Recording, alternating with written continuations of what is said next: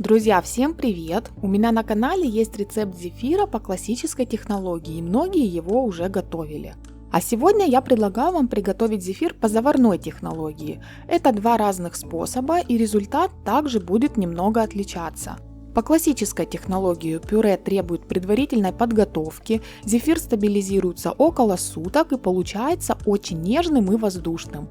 Заварной же способ отличается тем, что пюре отдельно уваривать не нужно, оно добавляется в сироп. Таким образом, приготовление зефира упрощается, получается быстрее и удобнее, стабилизируется заварной зефир в 2 раза быстрее, но получается более плотным и упругим.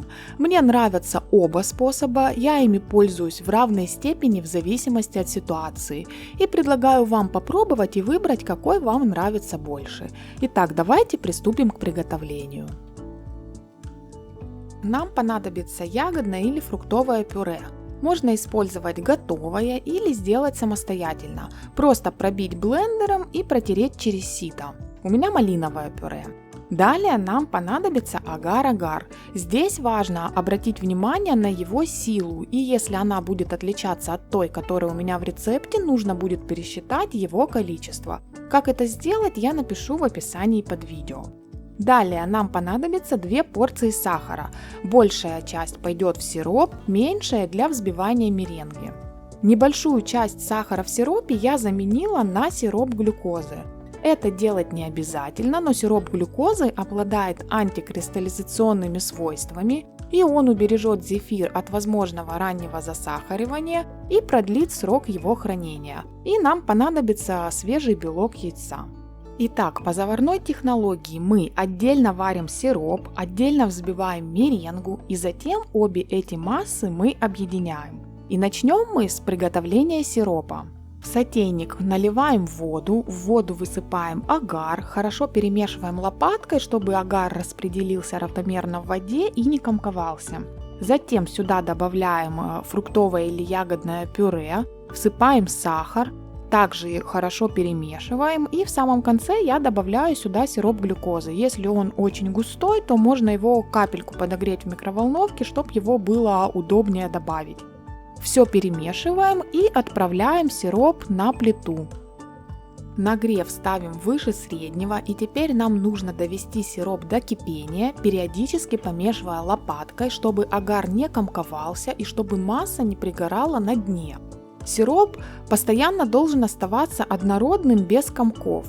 И после того, когда сироп закипит, можно начинать готовить меренгу. Белок комнатной температуры начинаем взбивать на невысокой скорости миксера до появления пышной пены.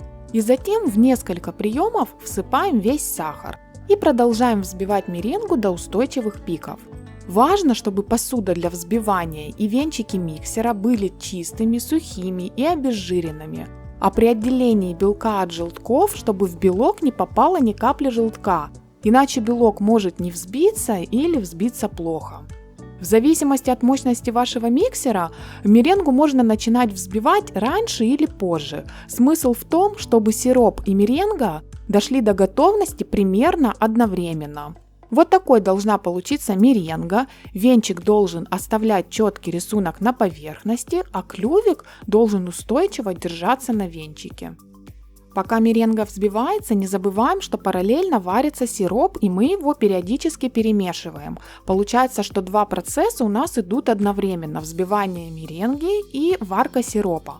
Готовность сиропа можно определить 3 способами: по времени, по консистенции и по температуре. По консистенции сироп должен загустеть, но при этом оставаться текучим. Если его сильно уварить, то, во-первых, его будет сложно влить в меренгу, он будет буквально падать комками, а во-вторых, зефир получится слишком плотным, будто резиновым. По времени до нужной консистенции сироп уваривается в среднем 5 минут. И температура готового сиропа достигает 102-103 градуса. Когда сироп готов, обратите внимание, видно, что он не жидкий, стал гуще, но при этом льющийся, и температура у него 103 градуса. Варился он у меня около 5 минут. Итак, 2 процесса у нас шли параллельно, и они дошли до готовности в один момент. Но если вдруг, например, меренга взбилась быстрее, то она может немножечко подождать. Но главное, чтобы это время было минимальным. Готовый сироп снимаем с огня, даем совсем немного успокоиться активному бурлению и сразу начинаем заваривать меренгу. Вводим горячий сироп тонкой непрерывной струйкой во взбивающуюся меренгу. И, кстати, обратите внимание на консистенцию сиропа. Сначала масса станет жидкой, но по мере взбивания и остывания она начнет густеть. Когда весь сироп будет добавлен, продолжаем интенсивно взбивать массу. Взбиваем ее до остывания и до загустения. Посмотрите, как в результате масса наматывается на венчики. В этот момент масса готова, посмотрите, какой она получается, она уже очень густая, и надо сразу же переложить ее в мешок с насадкой и отсаживать зефир. Кстати, поверхность для отсадки и мешок с насадкой нужно подготовить заранее, потому что зефирная масса начинает быстро стабилизироваться, и ее нужно сразу же отсаживать. Поверхность для отсаживания здесь в принципе подойдет любая, это могут быть тефлоновые листы, силиконовые коврики. Я часто отсаживаю на пергамент, но он у меня всегда силиконизированный. Количество половинок зефира будет зависеть от того, какого размера, высоты вы отсаживаете зефир, но я сразу же сделала вторую порцию такого зефира. Именно стабилизируется этот зефир очень быстро, уже буквально через пару часов половинки можно собирать попарно и есть зефир. Но структурируется он немного дольше, примерно через 8 часов зефир будет полностью готов. Но это в 2 раза быстрее, чем зефир по классической технологии. По классической технологии он стабилизируется около суток. Стабилизироваться зефир оставляем при комнатной температуре, и уже через несколько часов я зефир собирала попарно. Зефир я обваливаю в смеси сахарной пудры с кукурузным крахмалом в пропорции 1 к 1. За счет кукурузного крахмала снижается сладость. Но если вы не хотите добавлять крахмал, то можете оставить просто сахарную пудру. Вот таким получается зефир после полной стабилизации. Как я уже говорила в начале, зефир по заварной технологии получается более плотным, более упругим и пружинистым, чем по классической технологии. Но он также получается очень-очень вкусным и не идет совершенно ни в какое сравнение с магазинными аналогами. Мне очень нравится зефир с яркими вкусами. Вот малина получилась безумно ароматным, с ярким вкусом. Также мне нравится черная смородина, еще я пробовала из вишни. Хранить зефир лучше в герметичном контейнере в сухом прохладном месте.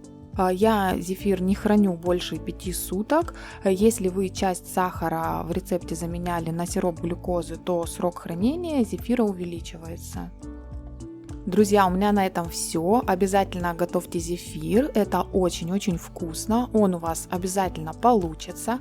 Я вас всех благодарю за внимание и до новых встреч!